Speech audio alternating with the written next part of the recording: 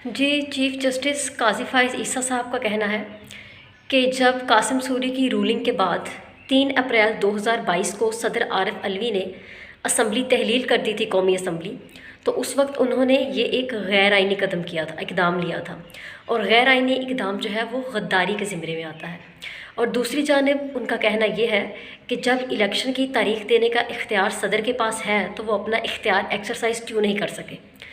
और उन्होंने अपना इख्तियार एक्सरसाइज नहीं किया। फिर सवाल ये पैदा होता है कि अगर उस वक़्त रूलिंग के बाद तारीख़ देना या असम्बली तोड़ना गद्दारी के ज़ुमरे में आता है, तो क्या इस वक्त सदर कसूरवार हैं, जो कि पहले ही चीफ़ इलेक्शन कमिश्नर को ख़त के ज़रिए मदऊ कर चुके थे, बुला चुके थे कि आएँ और आकर इलेक्शन की तारीख़ को तय करें, जबकि chief election commissioner Sikandar Sultan Raja का कहना था, उन्होंने बल्कि सरेआम मुलाकात से इनकार कर दिया था, ये कहते हुए कि सिर्फ़ और सिर्फ इलेक्शन की तारीख़ देने का इख्तियार इलेक्शन कमिश्नर के पास है।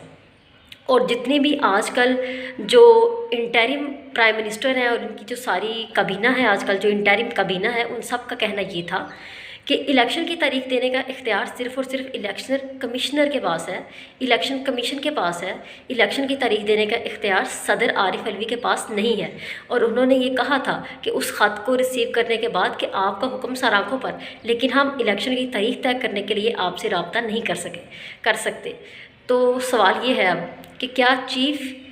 जस्टिस काज़ी फ़ाइज़ ईसा साहब chief election commissioner Sikandar Sultan Raja को भी बुलाएंगे अदालत में और उनसे पूछेंगे कि उन्होंने किस कानून के तहत सदर से ये कहा कि उनका ये इस्तेहकाक नहीं है कि वो इलेक्शन की तारीख़ दे सकें। क्योंकि जब मुल्क का चीफ़ जस्टिस ये कह रहा है कि तारीख़ देने का इस्तेहकाक या इख्तियार सदर के पास है, तो फिर chief election commissioner Sikandar Sultan Raja ये बात किस इमा पर कह रहे थे या किस बुनियाद पर कह रहे थे कि सदर के पास तारीख़ देने का कोई इख्तियार नहीं है।